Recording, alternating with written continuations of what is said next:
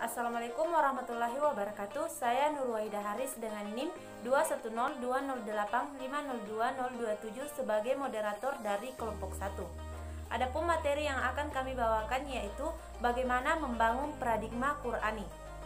Baik, langsung saja saya persilakan kepada pemateri pertama menyampaikan materinya. Assalamualaikum warahmatullahi wabarakatuh. Perkenalkan, nama saya Anda Juliana Sofyan dengan NIM 21025850225. Akan membacakan materi pertama, yaitu menelusuri konsep dan karakteristik paradigma Qur'ani untuk menghadapi kehidupan modern. Paradigma Qur'ani adalah cara pandang dan cara berpikir tentang suatu realitas atau suatu permasalahan berdasarkan Al-Quran. Semua orang menyatakan bahwa ada suatu keyakinan dalam hati orang-orang beriman.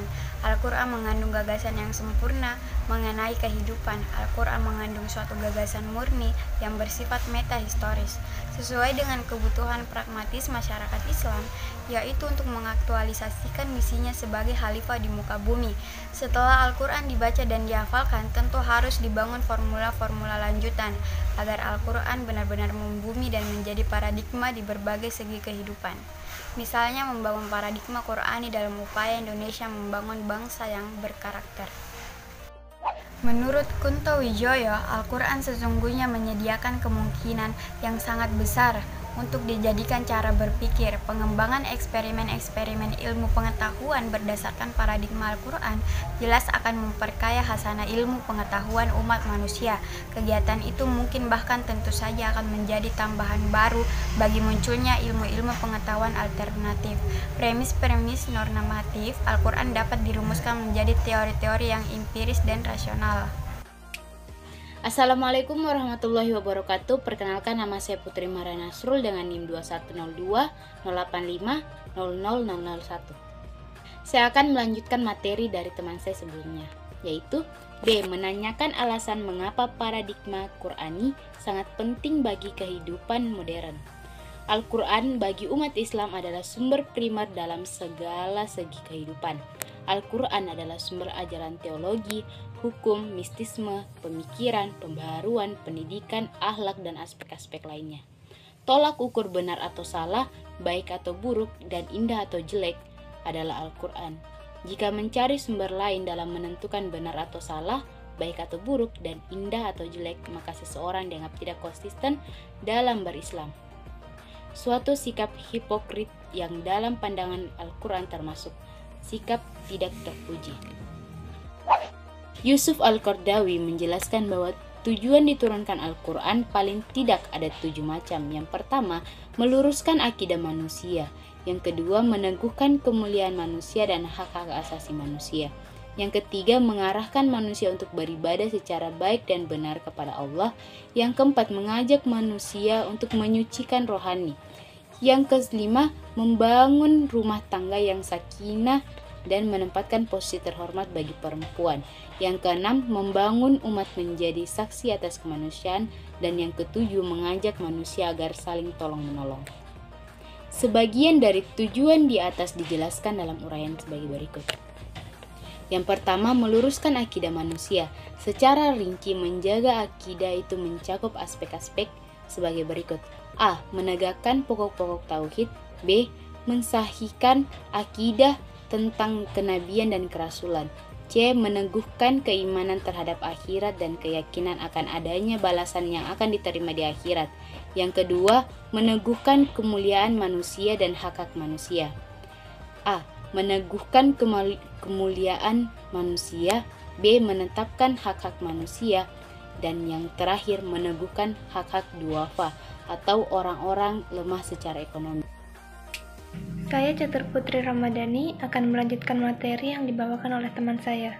Bagian C yaitu menggali sumber historis, filosofis, psikologis, sosiologis, dan pedagogis tentang paradigma Qur'ani untuk kehidupan modern. Dalam sejarah peradaban Islam, ada suatu masa yang disebut masa keemasan Islam.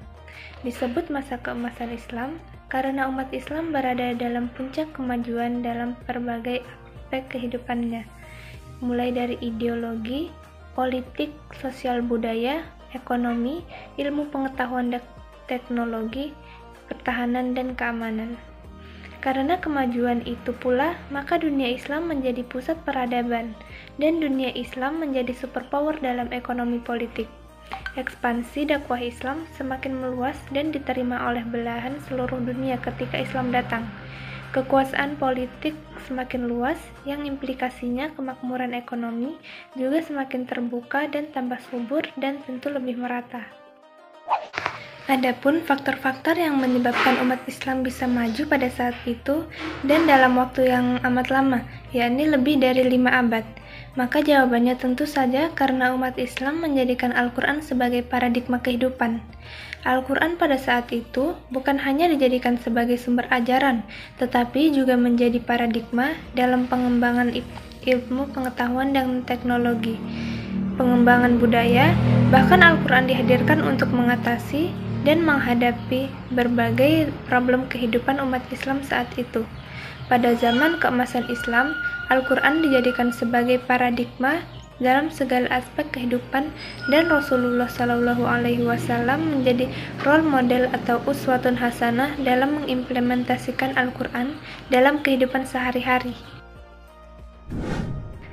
Selain masyarakat muslim menjadikan Al-Quran sebagai paradigma dalam berbagai aspek kehidupan, faktor penyebab kemajuan pada zaman keemasan Islam adalah sikap umat Islam yang mencintai dan mementingkan penguasaan ilmu pengetahuan dan teknologi.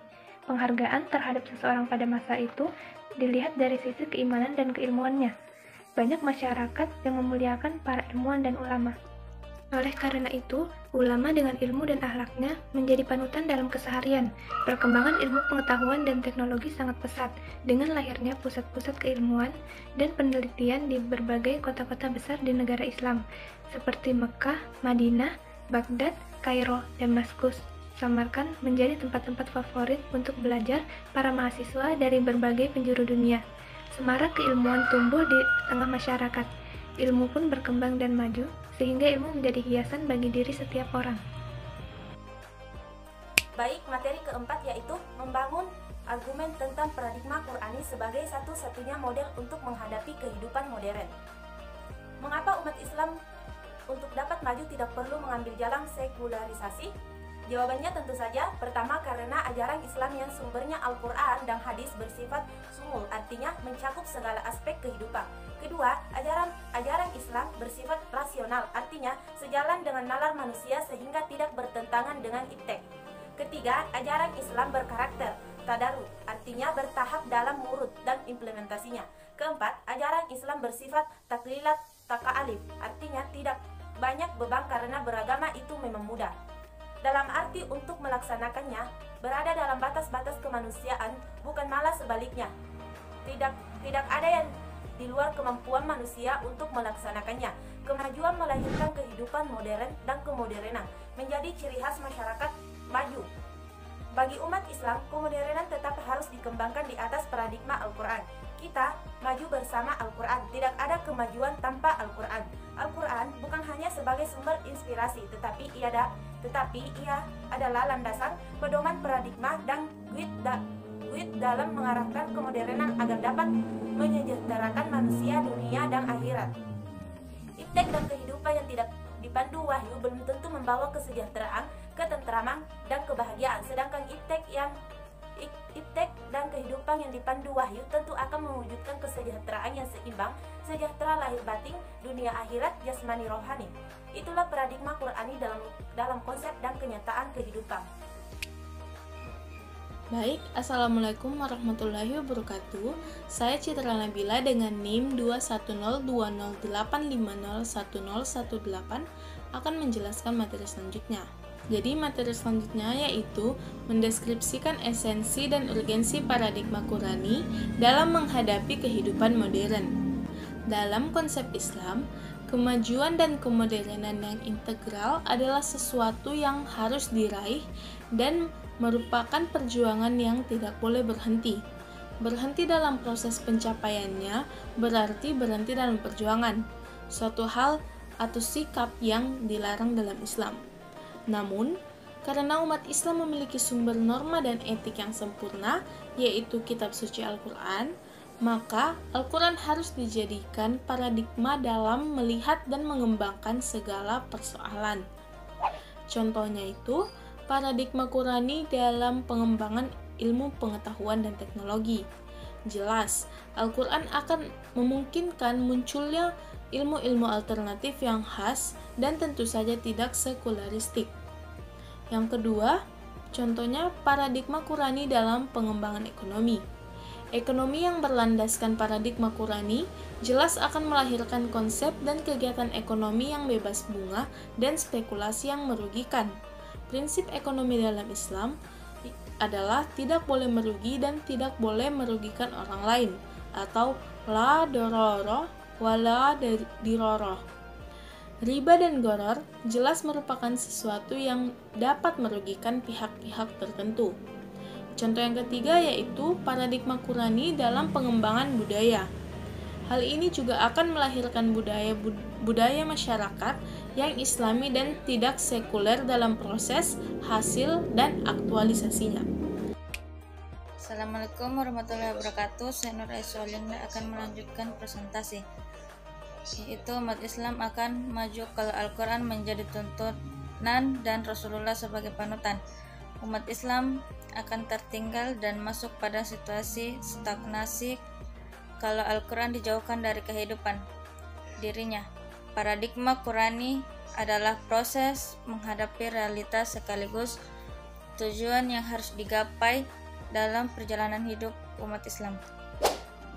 Paradigma Qurani dalam menyoroti segala persoalan harus tetap menjadi komitmen umat Islam agar umat tidak kehilangan jati dirinya dalam menghadapi tantangan modernitas.